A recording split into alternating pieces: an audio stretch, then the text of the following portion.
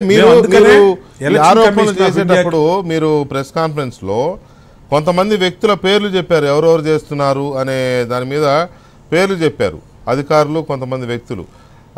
వాళ్ళు ఎవరెవరు, వాళ్ళు ఏ స్థాయిలో ఉన్నవాళ్ళు? వాళ్ళు దుష్యంత్ రెడ్డి ఇంతకుముందు చిత్తూరు ఎస్పీగా ఇంతప్పుడు దాకా మరి ఉన్నాడని అనుకుంటున్నాను నేను. అతను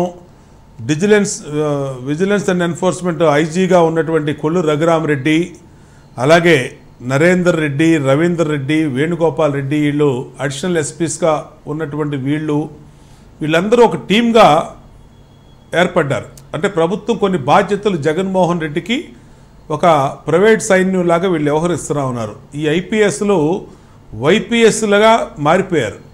ఈ దుష్యంత్ రెడ్డి ఏమో రాష్ట్రంలో అన్ని నియోజకవర్గాలకి జగన్మోహన్ రెడ్డి అవినీతి డబ్బుని సరఫరా చేసే పనిలో ఇతను ఎస్కాట్ వాహనాలు, పోలీసు వాహనాల్లోనే డబ్బులు పంపించడం, అలాగే లిక్కర్ సప్లై చేయటం, ఆ బాధ్యతలు ఇతను చూస్తున్నాడు.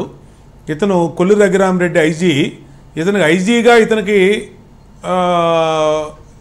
డీజీగా ఉన్న పదవిని ఇచ్చారు ఇతనికి ఐజీగా. అంటే ఎలా ఇచ్చారు? ఎవరు క్వశ్చన్ చేసే అధికారులు లేరు. డీజీ ర్యాంకులో ఉన్నటువంటి పదవిని ఒక ఐజీకి ఇచ్చి మళ్ళీ స్పెషల్ పవర్స్ కూడా కావాలని అతను గవర్నమెంట్కి రాశాడనంటే ఏ విధంగా ఉంది? ఇతను నారాయణ గారి ఇంటి మీద ఇప్పటికీ 4-5 సార్లు దాడులు చేశారు. పొద్దున్నే తెల్లారుజామునే 400-500 మంది పోలీసులు వెళ్ళిపోయి ఆయన ఇంటి మీద కంప్లీట్గా ఆయన్ని నిర్బంధించి చెక్ చేశారు, ఏమి దొరకలా.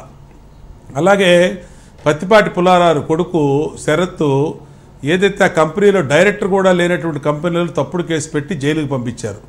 అంటే వీళ్ళ పని ఏంటంటే ఈ కొల్లు రఘురామరెడ్డి పని ఎవరైతే యాక్టివ్గా ఉన్నటువంటి తెలుగుదేశం పార్టీ, జనసేన నాయకుల్ని నిర్బంధించడం, అక్రమ కేసుల్లో పెట్టడం, ఏది దొరకకపోతే 1 కిలో గంజాయి ప్యాకెట్ అని వాళ్ళ కారులో పడేయటం అనే విధంగా